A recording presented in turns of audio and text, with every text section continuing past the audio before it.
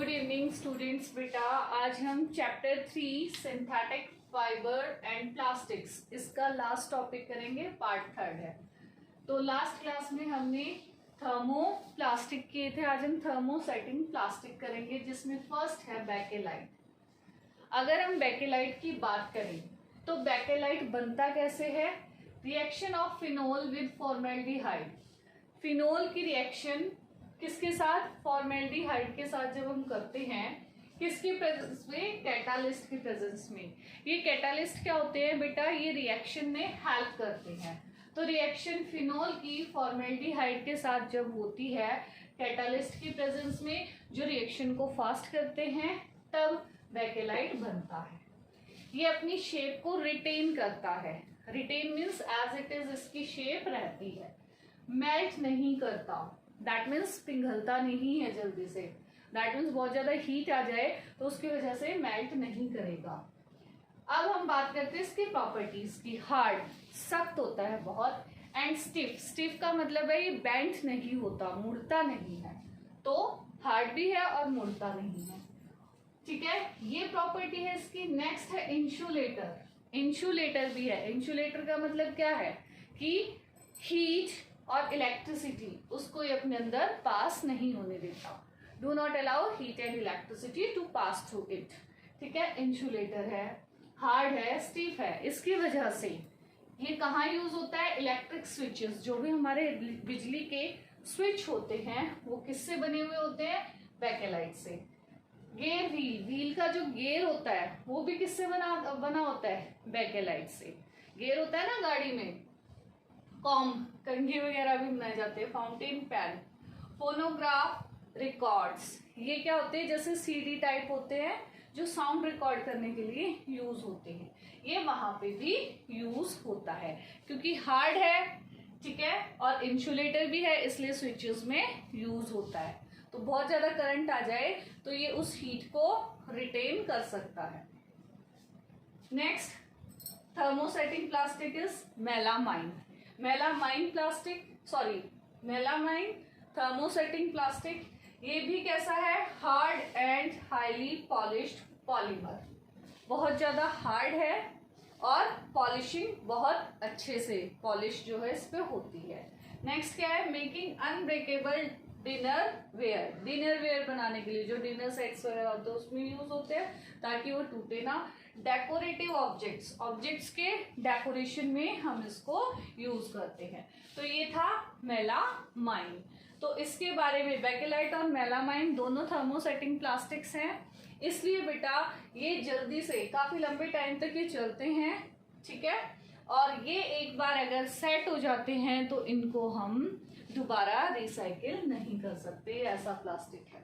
Next हम बात करते हैं प्रॉपर्टीज ऑफ प्लास्टिक की। प्लास्टिक की प्रॉपर्टीज के बारे में बात करते हैं। उससे पहले हम प्लास्टिक के बारे में बात कर लें। आजकल हर चीज, बकेट है, ठीक है, मग है, हर चीज मोस्टली हम क्या यूज कर रहे हैं? प्लास्टिक, जो कि गलत है। हमें प्लास्टिक कम से कम यूज करना चाहिए, लेकिन उसकी खासियत है, उसमें प्रॉपर्टी है, दैट्स वाई हम उसको यूज करते हैं। लाइट वेट, वजन कम होता है, ठीक है, क्योंकि हम इसको थिन करके और ज्यादा स्ट्रेच कर सकते हैं, खींच सकते हैं, बना सकते हैं थिन। ठीक है, इसलिए क्या होता है? लाइट वेट, हल्का होता है। स्ट्रॉन्ग, मजबूत भी होता है, ड्यूरेबल, काफी लंबे समय तक चलता है।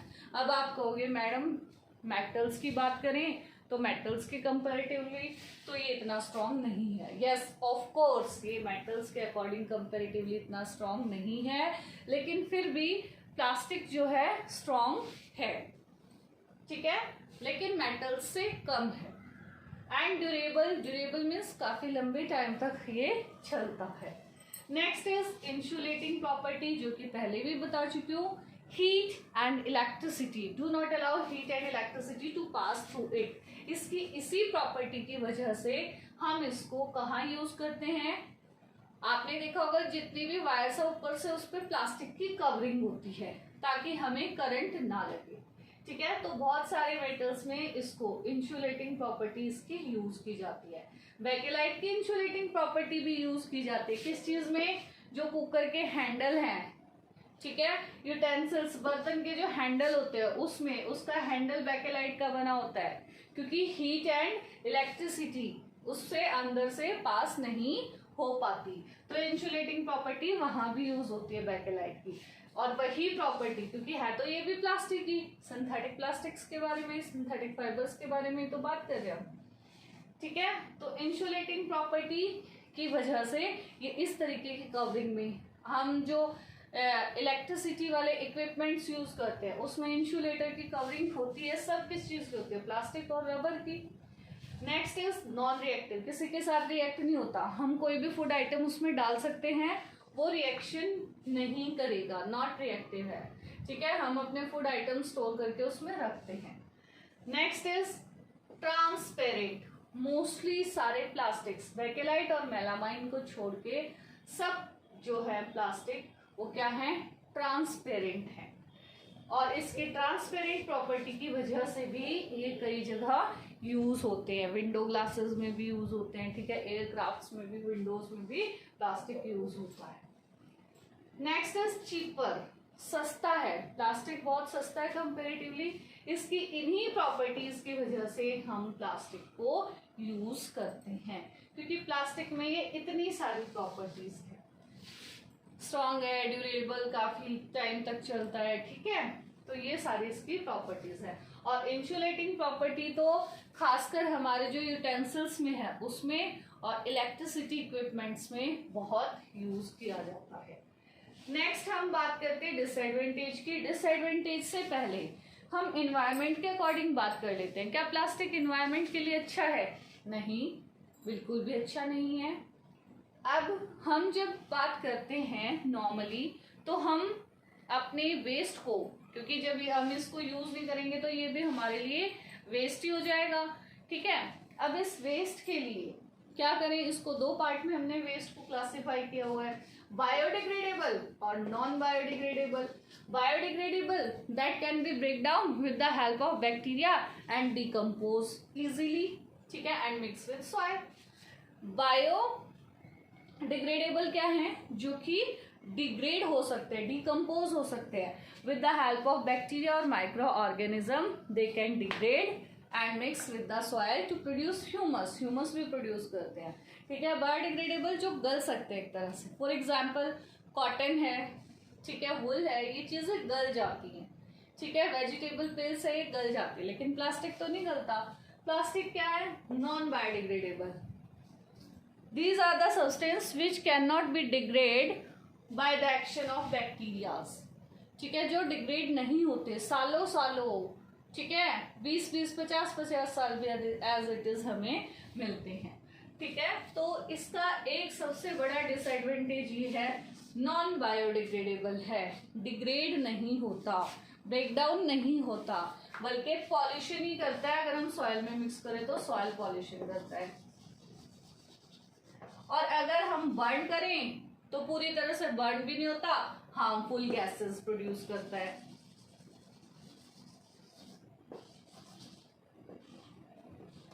ठीक है, हार्मफुल गैसेस प्रोड्यूस करता है, ठीक है। तो इसलिए हम इसको कैसे कह दें कि ये इन्वायरमेंट फ्रेंडली है, तो बिल्कुल भी नहीं है। नेक्स्ट इज, अब हम जो भी प्लास्टिक के सिंथेटिक थैले लेके जाते हैं, ठीक है, सिंथेटिक प्लास्टिक वाले जो थैले लेके जाते हैं, उसका सबसे बड़ा डिसएडवांटेज क्या है, जब हम उनको फेंक देते हैं सॉइल पॉल्यूशन होता है, इधर उधर कहीं भी दबा दोगे डिग्रेड नहीं होते, डिग्रेड नहीं होते, इसलिए क्या होगा, हम कहीं भी सॉइल में इसको डाल लें लेकिन ये ब्रेक डाउन नहीं होते, सॉइल पॉल्यूशन क्रिएट करते हैं क्योंकि हम तो लाके फेंक देते हैं। ब्लॉकेज, ब्लॉकेज किसकी होगी, ड्रेन्स की, ठीक है, किसको ब्लॉक करेगा, ड्रेन्स को, नालियों को ब्लॉक कर देता है। हम इधर उधर फेंक देंगे तो कहाँ जाएगा, कहाँ जाएंगी पॉलिथीन, सारी ड्रेन में, नाली में ही जाएंगी, नाली ब्लॉक हो जाएगी, ब्लॉक होने की वजह से क्या होगा, वो इधर उधर जाएंगी। इसके अलावा अगर हम कचरे में डाल देते हैं, मान लो कई बार लोगों की हैबिट होती है पॉलिथीन में जैसे छिलके बांध के फेंक दिए, कभी नहीं फेंकनी चाहिए, क्योंकि क्या होता है, जो एनिमल्स हैं जैसे काव वगैरह जो घूमती रहती हैं, वो क्या करते हैं, वो उसको खाने की कोशिश करती हैं, और जब वो उसको अपने माउथ से ओपन करने की कोशिश करती हैं तो वो उस पिल को खाने के चक्कर में कुछ टुकड़ा अगर उनके माउथ के अंदर चला जाता है तो उनके रेस्पिरेटरी सिस्टम में ब्लॉकेज हो जाती है, जिसकी वजह से उनकी डेथ हो जाती है।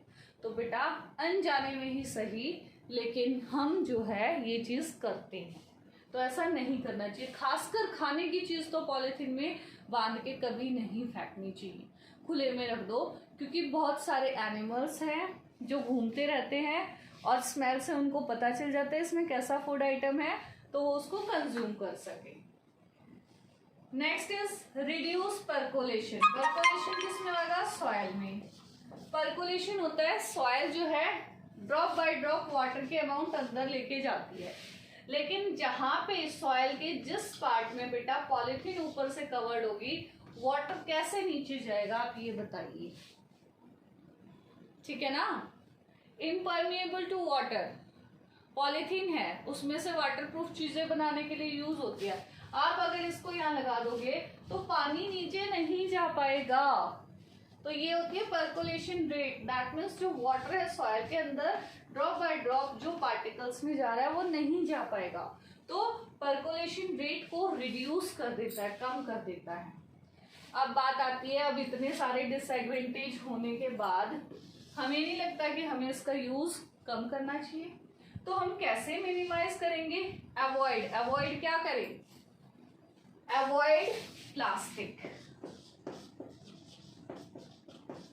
प्लास्टिक बैग्स हैं, प्लास्टिक आइटम्स हैं, उनको अवॉइड करने की कोशिश करिए। जैसे फॉर एग्जाम्पल हम शॉपिंग के लिए जाते हैं तो हम जूट बैग साथ में लेके जाए, ना कि प्लास्टिक बैग, ठीक है, ना कि पॉलीथीन, ठीक है। तो अवॉइड किया हमने, जूट बैग्स को प्रेफरेंस दो। जब भी मार्केट जाते हो सिंथेटिक चीजें थैले मत लेके जाओ।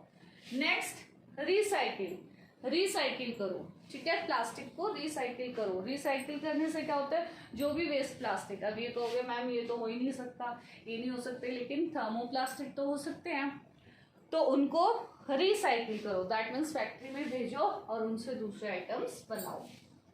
Next is 4R principal. 4R principal क्या है? Reduce, reuse, recycle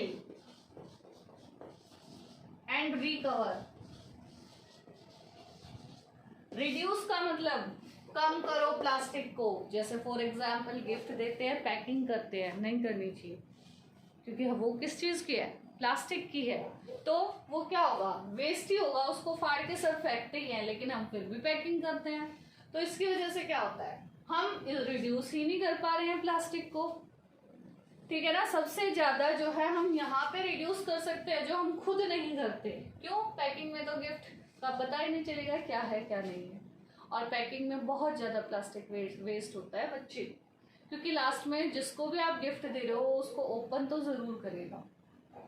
next is reuse, दोबारा यूज करो। फॉर एग्जाम्पल हमारे घर में प्लास्टिक के आइटम्स तो बहुत आने लग गए, अब डिब्बों में भर के आते हैं, तो आप क्या करो, वो खत्म होने के बाद उसको साफ करके, और आपकी मदद करती भी होंगी, प्लास्टिक के डब्बे तो बहुत यूज करते हैं हम लोग, ठीक है, उसको कोई भी फूड ग्रेन स्टोर करने के लिए या कोई भी फूड आइटम स्टोर करने के लिए हम उसको रखते हैं, ठीक है। तो ये हो गया रीयूज, दैट मीन्स आपने उस चीज को दोबारा यूज कर लिया। नेक्स्ट इज रिसाइकिल करने के लिए भेज दो।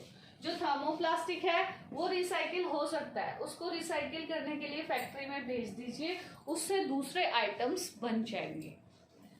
नेक्स्ट वन इज रिकवर का मतलब क्या है? रिकवर में ये दोनों चीजें आती हैं। प्लास्टिक को रिकवर करने के लिए, दैट मीन्स हमारे एनवायरनमेंट में हर चीज को फिक्स करना है, तो उसके लिए हमें इन दो चीजों का साथ लेना पड़ेगा रिकवर करने के लिए। दैट मीन्स हम उसको रीयूज करें तो हम उसको रिकवर कर सकते हैं।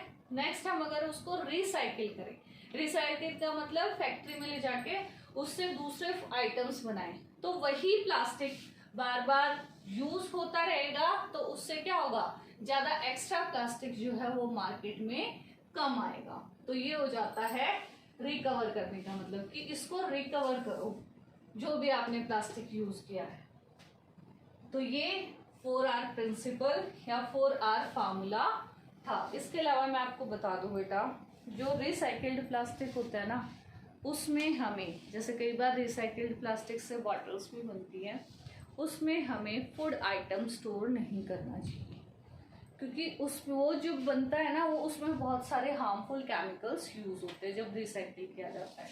तो टॉयज वगैरह तक, इन चीज़ों तक तो ठीक है, लेकिन अगर हम उसमें फूड आइटम्स डालें तो नहीं डालनी चाहिए। एक और चीज़ बेटा, जब हम पॉलीथीन यूज़ करते हैं तो आपको पता है वाइट कलर की होती है, और आप देखते हो कलरफुल पॉलीथीन्स भी आती हैं। जो कलरफुल पॉलीथीन्स आती हैं उसमें बेटा ज़्यादा केमिकल्स होते हैं, उसके कंपेरेटिवली वाइट पॉलीथीन साफ होती है। और वाइट पॉलीथीन जो है वो वन टाइम बनी हुई होती है। अगर आप मार्केट में जाओगे तो वाइट वाली पॉलीथीन, आई थिंक सो, वो महंगी होगी। क्यों? क्योंकि बाकी जो पॉलीथीन्स हैं वो रिसाइकिल्ड होती है, रिसाइकिल करके बनाए जाते हैं, लेकिन वाइट जो है वो नॉर्मली फर्स्टली प्रिपेयर्ड होती है। तो ये भी एक इफेक्ट है। तो ज़्यादातर जो रिसाइकिल्ड प्लास्टिक है ना, उसको हमें कम से कम यूज़ करना चाहिए, लेकिन रिसाइकलिंग जरूरी है। ठीक है, टॉयज वगैरह और भी बहुत सारे आइटम्स बन सकते हैं। तो ओके बेटा, ये आपका चैप्टर यहाँ पे फिनिश हो गया, कवर हो गया। ओके, थैंक यू बेटा।